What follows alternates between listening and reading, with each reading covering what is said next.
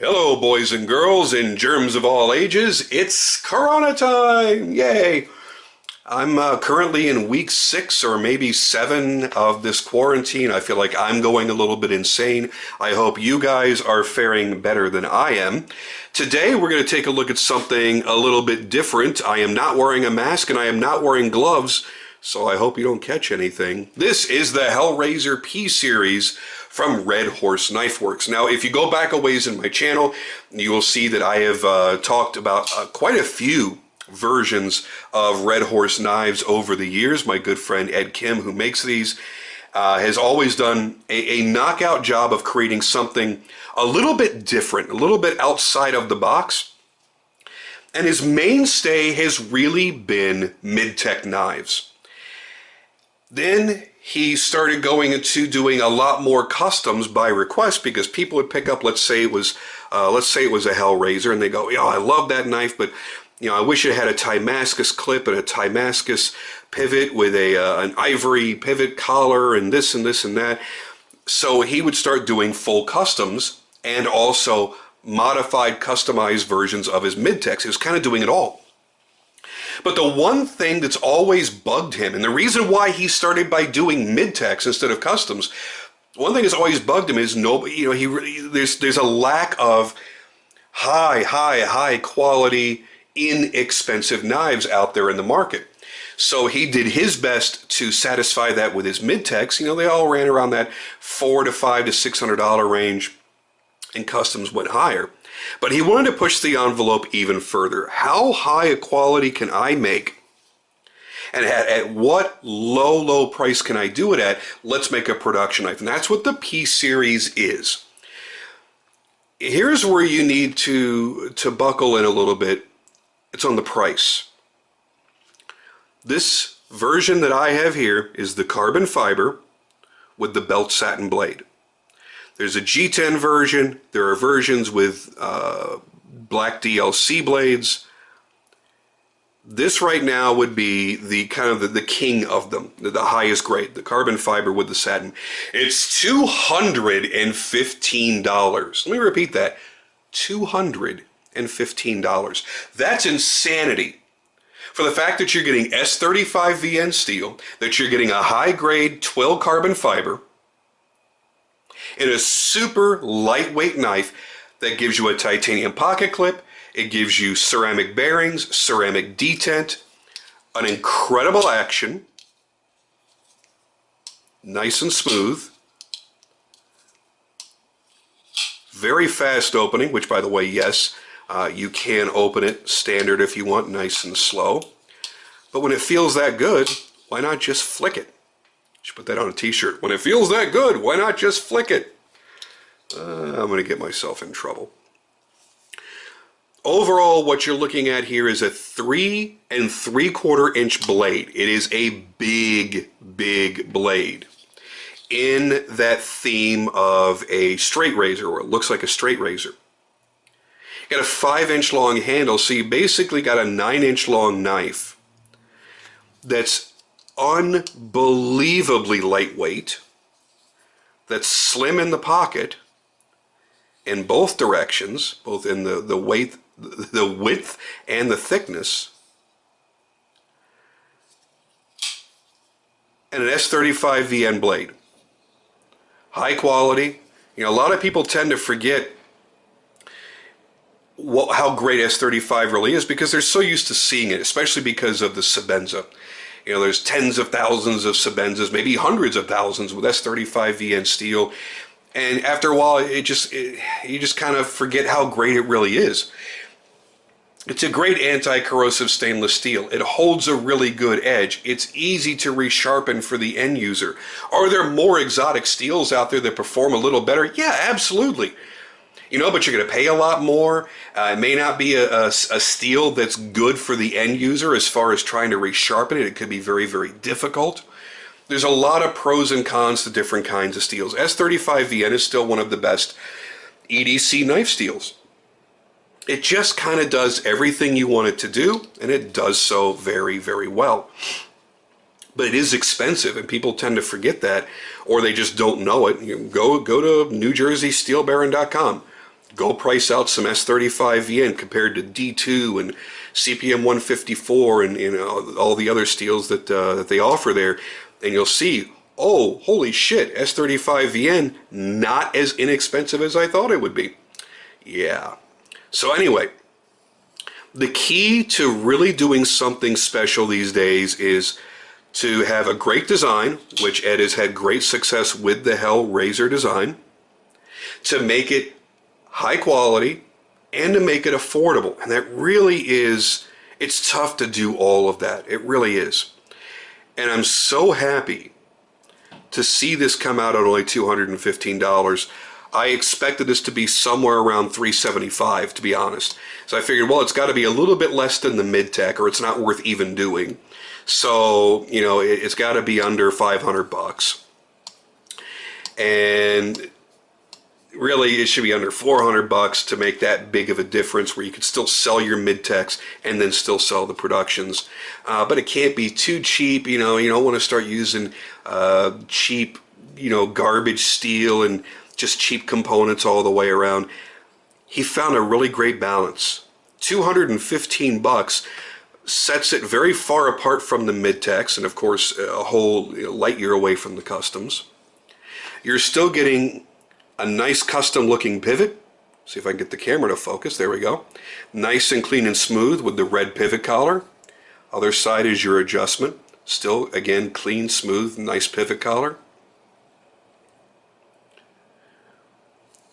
Nice detail work throughout with the crown spine, the jimping on the crown spine.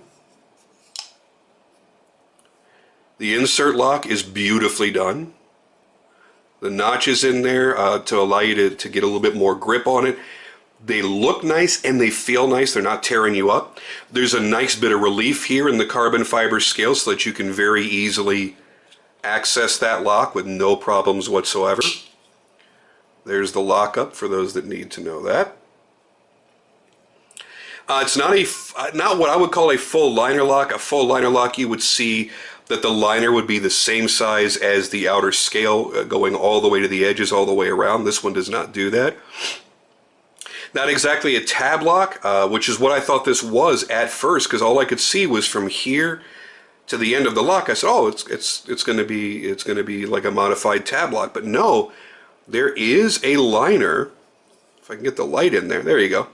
A liner that goes all the way down the length of the scale. It just doesn't go all the way to the outer edges. And same goes for the presentation side. And what they've done is they've cut these huge, huge holes out of that liner to retain its lightweightness. And the first thing that you're going to think when you pick this up is, this is really light for such a big knife. Then you're going to look and go, well, yeah, because it's all carbon fiber. It must just be carbon fiber. And if you just look at it, you go, yeah, it's just a carbon fiber scale knife. Nope. There are liners in there. I do believe they're stainless steel liners. But they're so thin, and they've been drilled out, and they're so lightweight. This is absolutely a gem to carry in your pocket. The whole knife, to be honest with you, really tickles my turtle. The whole thing, the whole package, the size, big full size, yet extremely lightweight. Big full size, yet slim and narrow and easy to carry, not cumbersome in the pocket. The pocket clip holds it in really, really securely. I've worn this with jeans and with cargo shorts. Secure in both, very, very good. And not too hard to get in and out of the pocket. It's just perfect. Yes, would I have rather seen a nice 3D sculpted and milled pocket clip to go with the custom look of the whole knife? Sure. But that couldn't be achieved at $215 retail. So yeah, I'm not a big fan of bent clips. It is a titanium clip, but it works, and it works really well. They match up the thing. They put the speed holes in there to match with the holes that go along the spine of the blade. They've done a really good job of tying everything together really, really well. I love the way they sculpted the carbon fiber. It's not just a flat panel or an overly rounded panel of carbon fiber. A truly flat panel just looks cheap and crappy, and they took absolutely no time to make your knife. And if it's overly rounded, well, it can twist and tweak in your hand a little bit. And this locks in nice and secure, no issues whatsoever. And they've got a really nice, they ground away really nicely to give you a little bit of a pattern here. It breaks up the pattern of the twill. Overall, just a fantastic job. By the way, they did that on the back side too.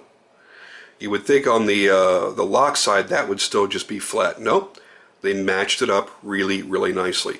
As I mentioned before, you've got the ceramic bearings and the ceramic detent. So the detent has that really nice flickable detent. Everything is smooth, action is super fast.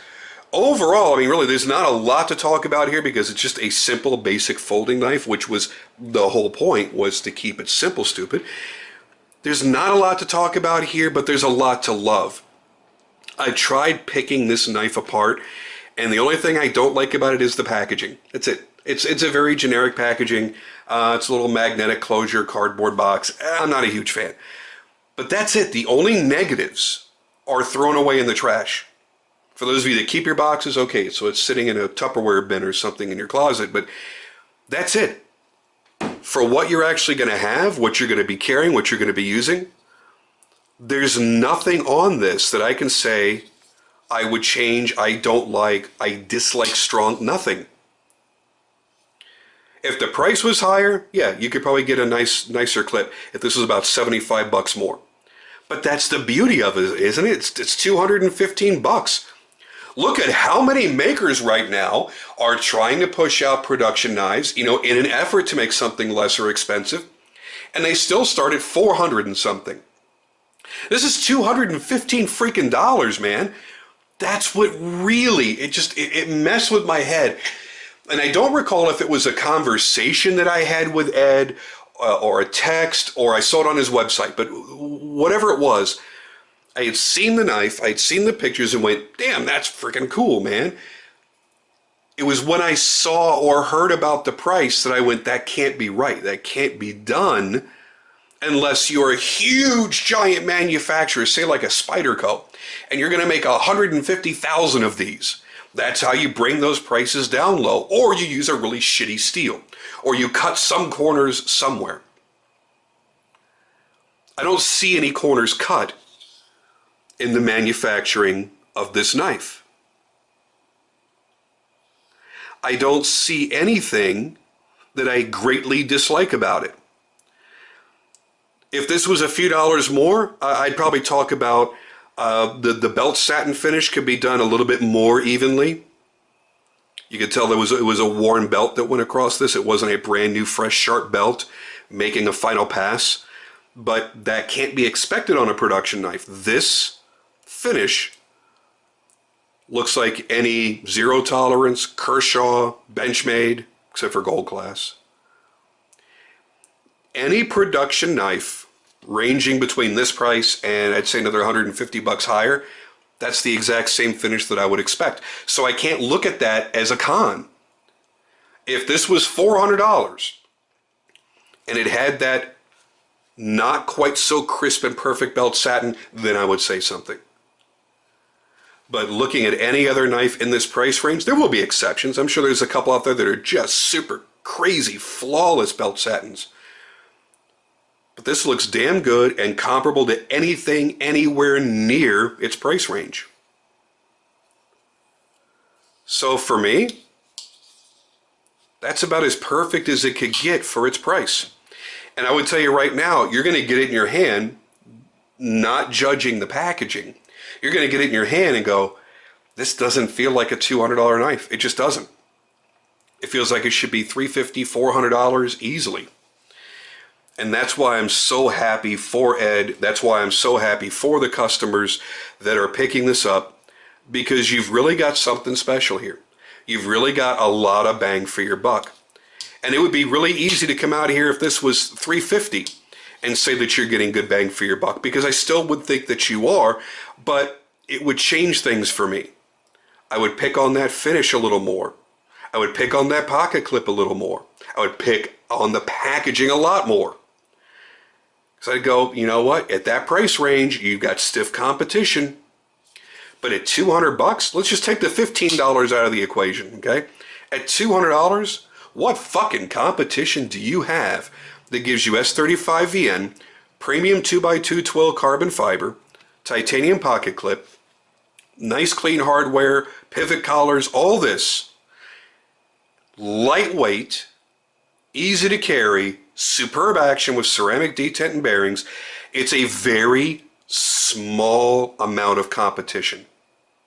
So I think they did a damn good job. I'm extremely happy for Ed. I'm very happy to have this in my collection and to carry and beat the shit out of this. Because, hey, let's face it, sometimes you just want that one knife you can beat the shit out of, right? And if you paid $500 for this, or $215 for this, that may determine how much beat the shit out of it potential it really has. Because, okay, you beat it up to the point of not being recognizable anymore, you only got to spend $200 to replace it. Kind of a cool idea. Anyway, that's just my thoughts on it. I think it's a great knife. If you're looking at these, they offer them in either the carbon fiber or in G10, and in choices in the satin blade or in black DLC. I hope to see a few more options available in the future. I hope these do well enough that he gets a second run done and they do a few more creative options, because I think this could be one of the nicest production knives available on the market, especially in its price range. Anyway, guys, I'm out of here for now. I'll check in with you again soon, because I got shit else to do while I'm quarantined, and I'll bring you another video as quick as I can.